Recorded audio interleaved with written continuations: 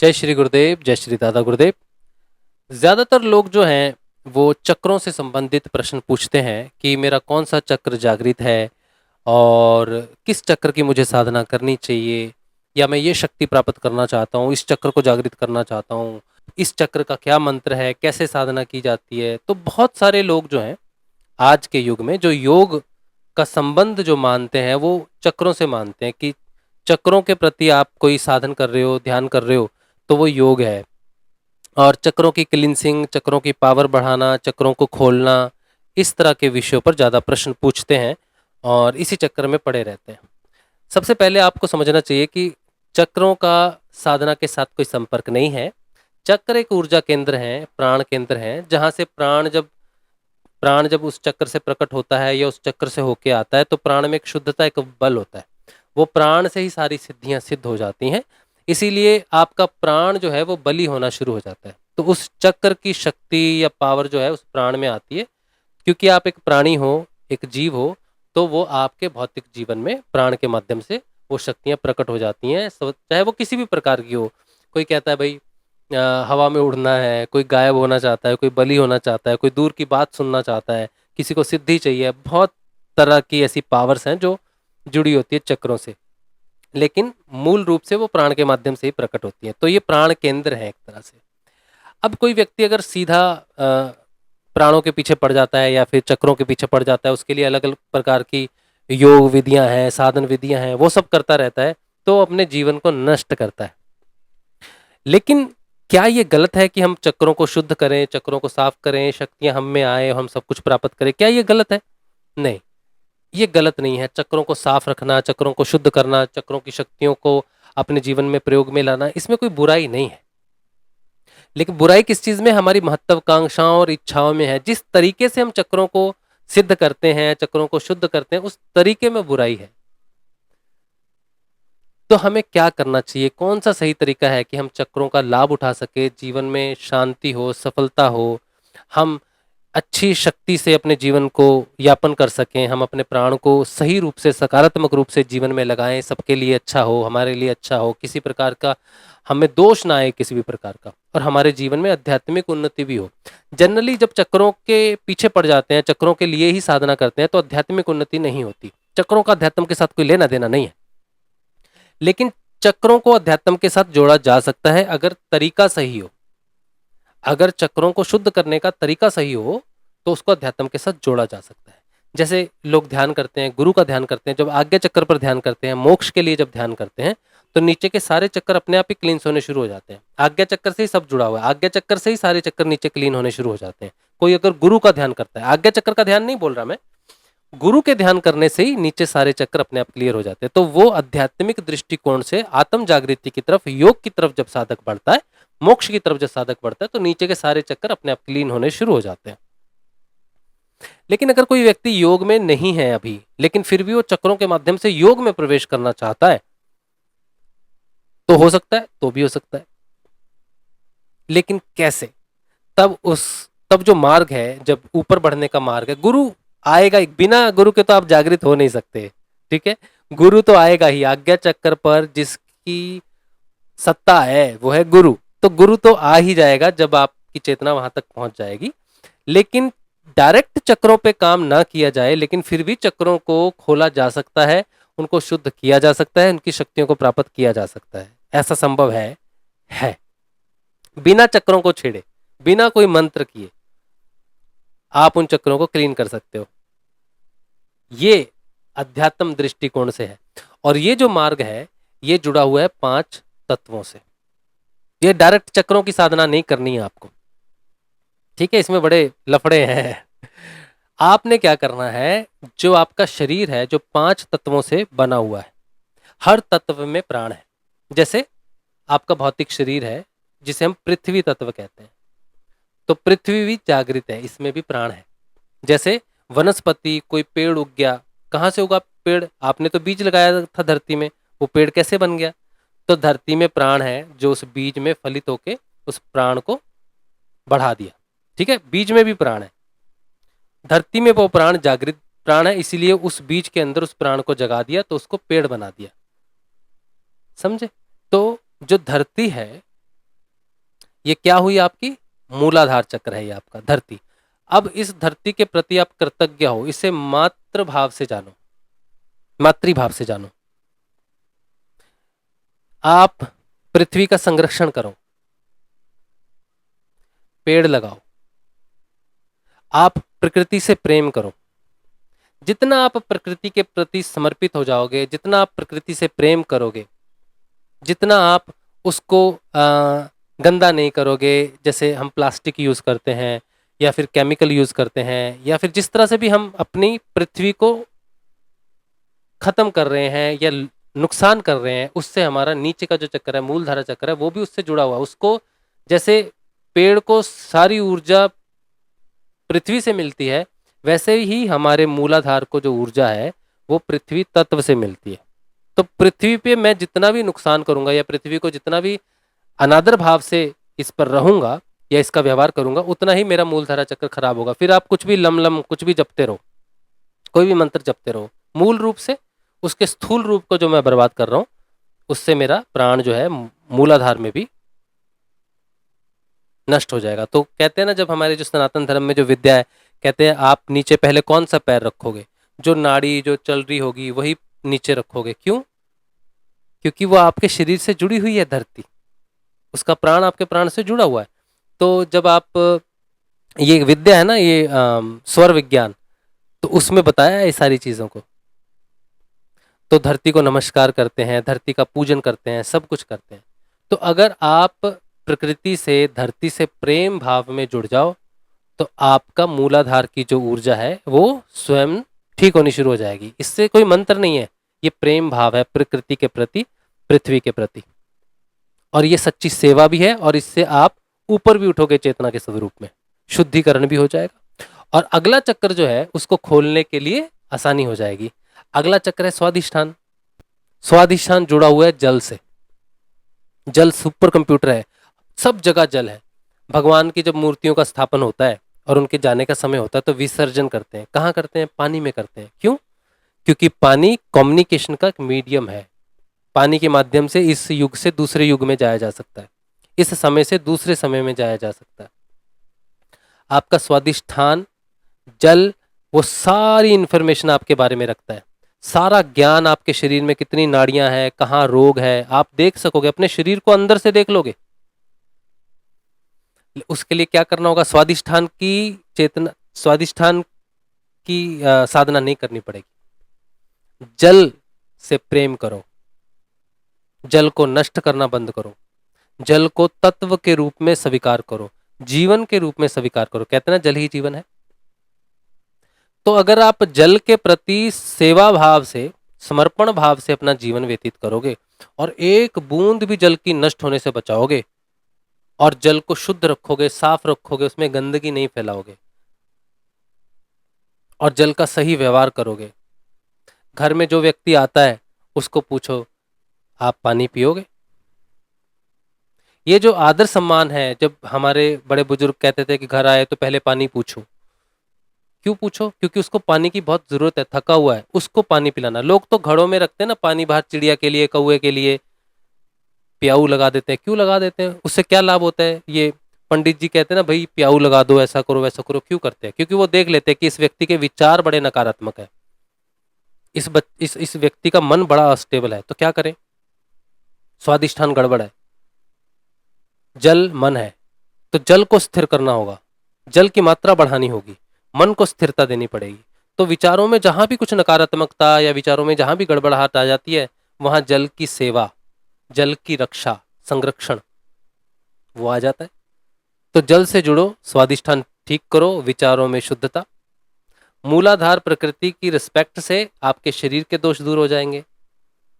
जल की रक्षा, संरक्षण और जल के प्रति आदर भाव प्रेम से आपके विचार शुद्ध हो जाएंगे, स्वादिष्ठान शुद्ध हो जाएगा। ठीक है। और तीसरा तत्व आता है, तीसरा चक्र आता है मणिपुर। वो अग्नि से संबंधित है, अग्नि तत्व।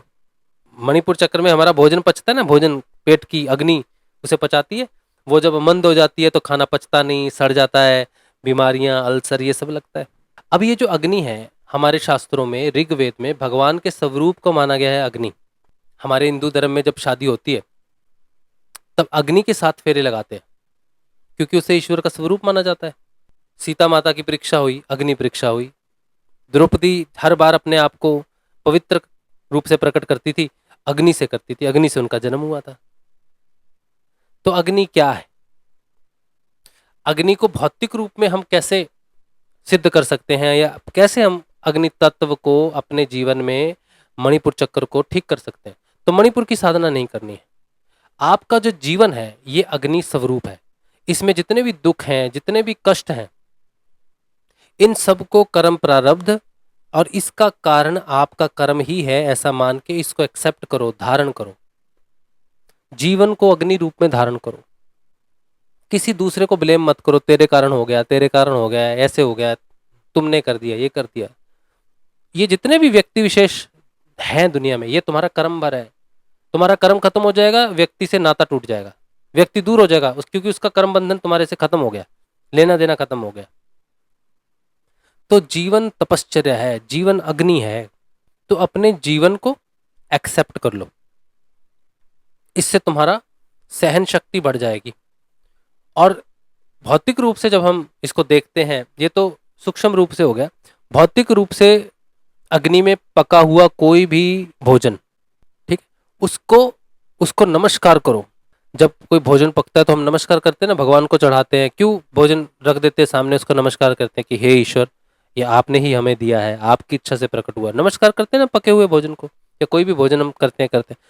तो अग्नि से पका हुआ भोजन, उसको नमस्कार करो कि हे अग्नि, तुम्हारे कारण हुआ, रिस्पेक्ट करो। इसके अलावा जब आप भोजन खाते हो तो जो पेट की जो अग्नि है, उसको पानी, खाना खाते समय पानी मत डालो, क्योंकि जब पेट की अग्नि काम, जब भूख लगती है ना आपको, काम, उसका काम शुरू हो जाता है उस समय। अग्नि जल उठती है पेट की कब? जब भूख लगती है कि खाना आने वाला है, तो अग्नि प्रज्वलित हो जाती है। अब आप खाने से पहले पानी पी लो, अग्नि बुझ गई। खाने से पहले पानी नहीं पीना चाहिए। भूख लग जाए तो पानी नहीं पियो। हमेशा कहते हैं बहुत भूख लगी, पानी पी ले यार, तो पानी से क्या होता है? अग्नि शांत हो जाती है, भूख मिट जाती है। वो गलत है। वो तो गरीब आदमी जिसके पास खाना नहीं है वो ऐसे काम करता है, ठीक है। लेकिन नॉर्मल इंसान को क्या करना चाहिए? 1 घंटा पहले पानी नहीं पीना चाहिए। अग्नि का अपमान नहीं करना चाहिए, पेट की अग्नि का। जो खाना बना हुआ है उसको अच्छे से चबा चबा के देना चाहिए, ताकि वो अग्नि उसको अच्छे से भोजन को पचा सके,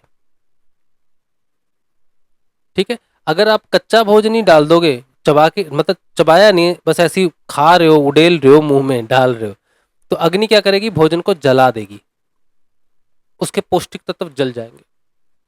लेकिन अगर आप चबा चबा के उसको खाते हो, पेट में जाता है आराम से, तो सलाइवा में वो रहता है, तब उसके अंदर के प्रोटीन जो है वो निकलते हैं अग्नि से। तो खाने को चबा के खाना चाहिए, और पेट की अग्नि पर किसी भी प्रकार का अत्याचार नहीं करना चाहिए। भूख लगने पर तो खास करके पानी नहीं उस समय पीना चाहिए। और खाना खाने के बाद जब अग्नि कार्य कर रही है और उसके बाद आपने पानी पी लिया, 1 घूंट ठीक है, पानी सुरक्षा के लिए, कई बार गले में भोजन अटक जाए, कुछ हो जाए, तो पानी जरूरत है उस समय।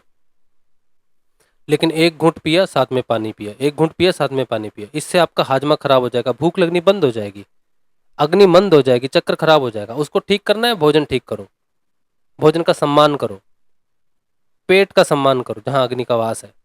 मणिपुर चक्र तक मत पहुंचो, अपने पेट का ही सम्मान कर लो बस, ठीक है। अच्छा, और जीवन को तपश्चर्या के हिसाब से धारण करो। अब हृदय चक्र है प्राण। प्राण क्या है? लोग जनरली सुबह उठ के प्राणायाम करते हैं ना, अलोम विलोम ये सब करते हैं, है ना। ये अलोम विलोम जो है ना, ये भाव रूप में बहुत नुकसान करता है। अगर आपको अपने हृदय को सुरक्षित रखना है तो वॉक करो, नॉर्मल सांस लो, प्राणायाम की आपको जरूरत नहीं है। प्राण जो चल रहे हैं भगवान की इच्छा से ठीक ही चल रहे हैं। जब हम प्राणायाम करते हैं तो योग में प्रवेश करने के लिए करते हैं, शरीर को स्वस्थ रखने के लिए प्राणायाम की जरूरत नहीं है। हालांकि जब आप अनुलोम विलोम करोगे, शरीर में ऊर्जा बढ़ जाए, वायु बढ़ जाएगी, ऑक्सीजन, तो आपको बड़ा फ्रेश महसूस होगा, लेकिन उसका उद्देश्य नहीं है।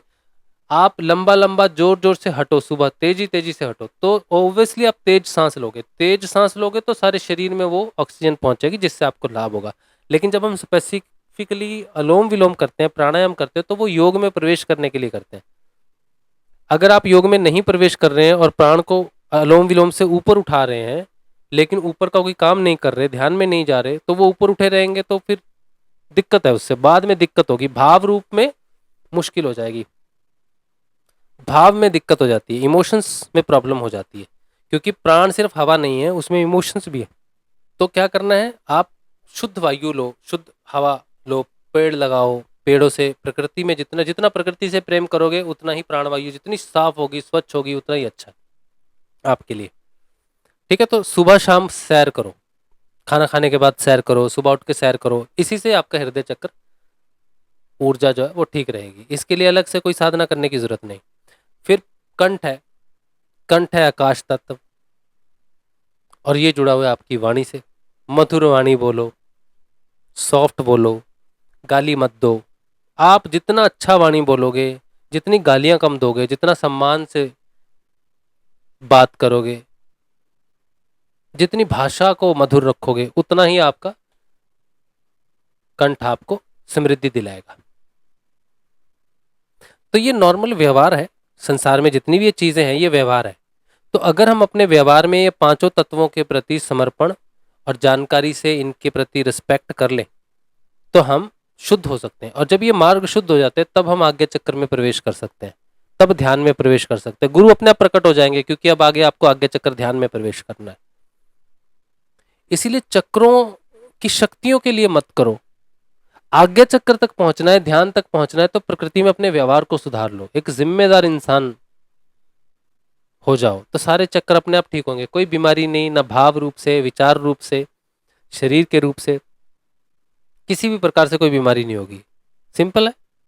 तो तत्वों को शुद्ध करो, तत्व शुद्ध होने से चक्र अपने आप शुद्ध हो जाएंगे, प्राण अपने आप सारे चक्रों में प्रवेश कर जाएंगे। और जब जागृत होने की समय आ जाएगा, आज्ञा चक्र पर ध्यान करेंगे, तब आपकी चेतना सीधी स्वादिष्ठान में प्रवेश कर जाएगी। और स्वादिष्ठान से ध्यान लगना शुरू होता है।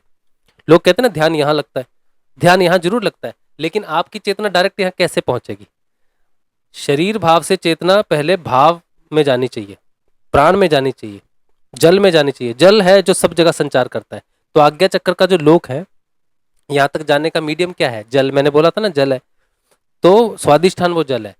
तो जब आप चेतन हो जाओगे आत्म रूप में, ट्रेवल करने लायक, क्योंकि यहाँ से वहां जाती है आत्म स्वरूप, प्राण स्वरूप, तो वो प्राण के माध्यम से जाता है, इस लोक में, उस लोक में प्राण जाता है।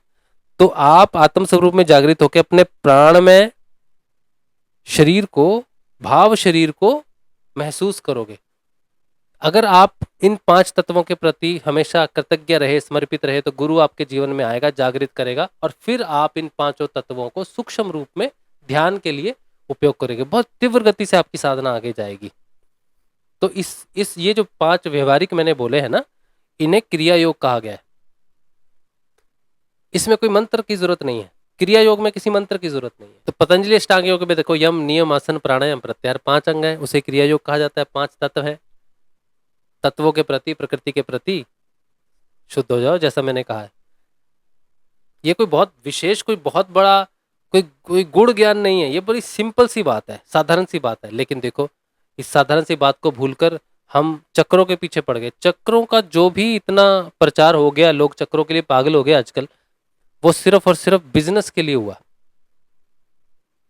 बिजनेस है लोगों का। आप चाइना चले जाओ, अमेरिका चले जाओ, ये बिजनेस है। उन्होंने चक्रों को गलत रूप से बिजनेस के रूप में ले लिया। हालांकि चक्रों की साधना होती है, हठयोगी चक्रों की साधना करते हैं, लेकिन क्योंकि बिजनेस बन गया, लोग पैसा खर्चा करते हैं, कोर्स करते हैं, बहुत कुछ करते हैं, तो ये बिजनेस बन गया। ठीक है, तो तत्व के रूप में प्रकृति के साथ जुड़ो, पृथ्वी की रिस्पेक्ट करो, जल की रिस्पेक्ट करो, अपने पेट की अग्नि की रिस्पेक्ट करो, खाने भोजन की रिस्पेक्ट करो, सुबह उठ के शाम को सैर करो, अपनी वाणी को शुद्ध रखो। पांचों चक्र एक्टिवेट, और छठा ध्यान, वो गुरु आ जाएगा जीवन में, ध्यान में प्रवेश कर जाएंगे, योग में प्रवेश कर जाएंगे, आत्मा का परमात्मा के साथ योग हो जाएगा, मोक्ष हो जाएगा। साधारण जीवन, सरल जीवन, उच्च जीवन, योग जीवन।